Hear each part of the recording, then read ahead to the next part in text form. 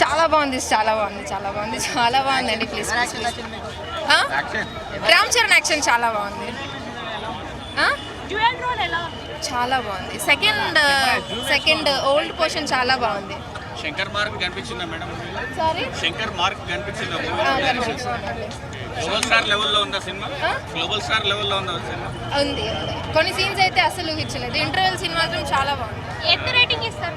5 ఇస్తారు. RC feast మొత్తం కంప్లీట్గా. రామ్ చరణ్ గురించి ప్రత్యేకంగా చెప్పాల్సింది లేదు. రంగస్థలంతో నిరూపించుకున్నాడు తను.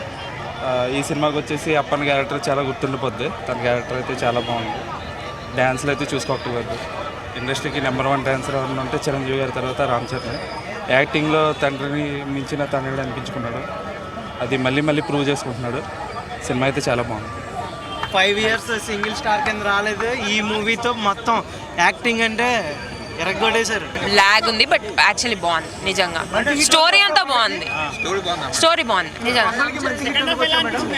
సెకండ్ హాఫ్ కూడా బాగుంది, కాకపోతే కొంచెం లాగ్ అనిపించింది అంతే.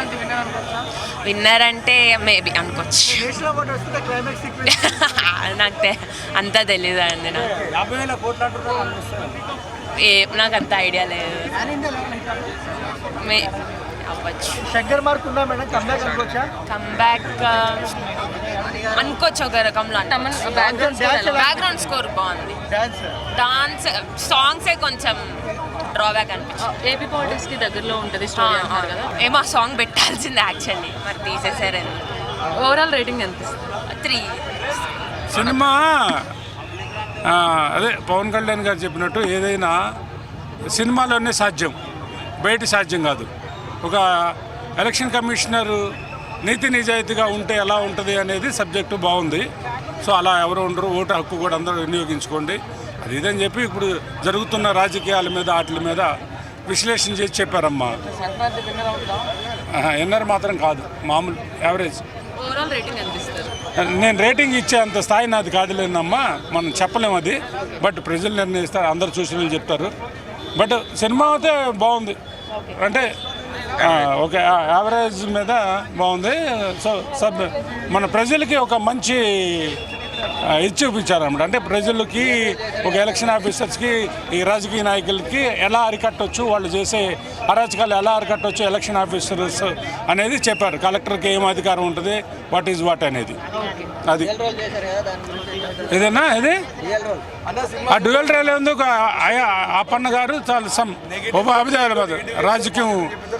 రాజకీయంగా ఎలా ఉంటే, రాజకీయ నాయకుడు ఎలా ఉంటే బాగుంటుంది అనేది చూపించారమ్మా. Okay. And Ram Charan as usual, Ram చరణ్ని కానీ శంకర్ని కానీ వాళ్ళ వర్క్ గురించి మనం అడగద్దు. Okay, they are next level as usual, top notch చేస్తారు వాళ్ళు. దానిలో కూడా పాయింట్ ఏంటి అంటే నెక్స్ట్ లెవెల్ ఆఫ్ యంగ్స్టర్స్కి సివిల్ సర్వెంట్ ఎందుకు అవ్వాలి, నేను సివిల్ సర్వెంట్కి ఎంత ఇంపాక్ట్ ఉంటుంది సొసైటీ మీద అనేది ఈ సినిమా చూస్తే తెలుస్తుంది. Cinema I will rate 5 out of 5. శంకర్కి అయితే ఇది బెస్ట్ మూవీ అనిపించవచ్చు. రామ్ చరణ్ కూడా చాలా బాగా యాక్ట్ చేశాడు. యాక్టింగ్ స్కిల్స్కి అయితే రామ్ చరణ్కి 10 out of 10 ఇవ్వచ్చు. And so far after Robo 2.0 శంకర్కి ఇదే బెస్ట్ మూవీ. రేటింగ్ అయితే out of 10 I will give you 7.